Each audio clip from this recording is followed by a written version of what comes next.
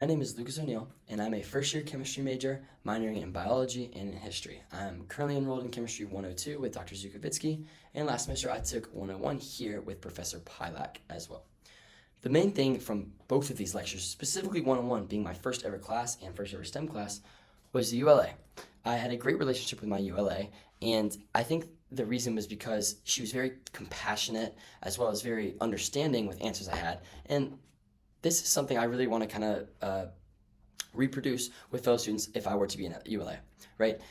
A lot of the problems I had in 101, because it was a very tricky subject, I hadn't taken chemistry ever, since freshman year, I didn't know much of anything. I had a lot of little hiccups and problems. It was like, where's my lecturer getting this number from?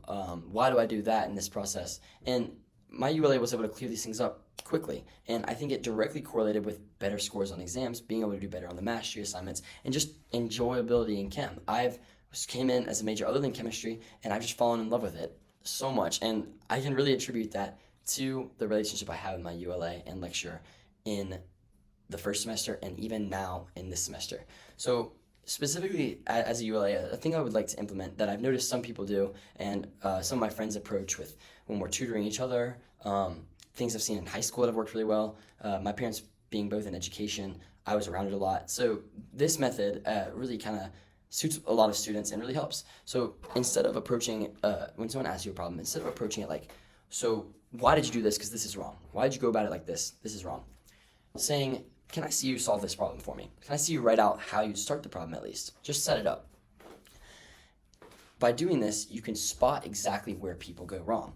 And you can spot the errors they might be making in their head. You can associate, okay, if they're making this error here, like I say in a dimensional analysis problem, if they're putting they're not canceling their units out, they're putting grams on top when they should be going on the bottom, I can ask them, okay, so why did you do that? Like, run me through your thought process. And either they can make the connection themselves, you'll see the light bulb go off. I've seen it happen in myself, people I sit with.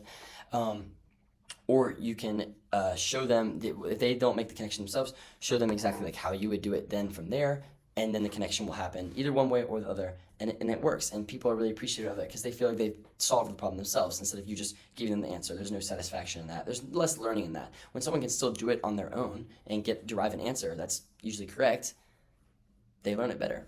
There are many problems that was helped by my ULA that showed up exactly on the exam, and boom, I knew how to do it because of that. So that's a thing I really want to reproduce as a ULA, as a potential ULA. And speaking of problems, I've got one written up on the board here. So it's looking at this, I have an empirical formula problem from percentages of carbon, hydrogen, and oxygen, right? And I know an empirical formula is a basic ratio of these three elements I have here. They can be any other ones, but common, like a hydrocarbon, and I've got hydrocarbon here, I've got carbon, hydrogen, and oxygen. And so it should be the basic building block of that, basic ratio, as I said, and you can see it in the corner over here. But let's not get to that yet. So now since I've got percentages, I need to get this into a ratio of moles, ratio of atoms to each other. And what better way to do that than through moles? Moles are a way to classify large amounts of atoms. Instead of 10 to the 23, we have it in smaller numbers like this. So I need to get 2 moles. So from percentages, what better way to do that than go and get this into grams, right? If I have a percentages, and I know my percents are out of 100 normally, I can just say, okay, maybe I have 100 grams total, so these percentages are going to be the exact same amount in grams.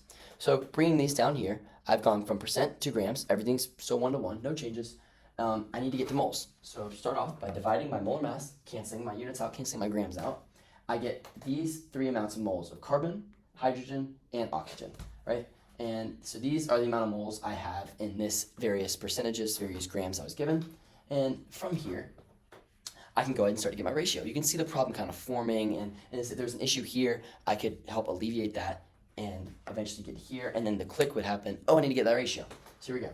So I do need to know I need to take my lowest number here, my lowest number of moles, and take my highest number of moles, or moles higher than this low number, and divide them to get the ratio. So getting a ratio of hydrogen to oxygen, I divide my moles of hydrogen and moles of oxygen, get 6-to-1 right there, and then do the exact same thing for carbon and oxygen, and I get 2-to-1 right there. So now I know I've got 1 for both of these hydrogens, and I can make my oxygen coefficient, my oxygen just 1, and my hydrogen 6, because there's 6 for every 1 of oxygen, and then 2 carbons for every 1 oxygen, so 2 there, which is C2H6O, which ends up being the correct answer. And because it's the empirical formula, this is this basic basic amount. I don't have to have multiple, like a stoichiometric coefficient of this. I can just keep it right then and there and get you the correct answer from relatively, you've got a long, like a puzzle problem up here, and you can easily derive these answers down here and go straight to your molecule here, your empirical formula. So there you go.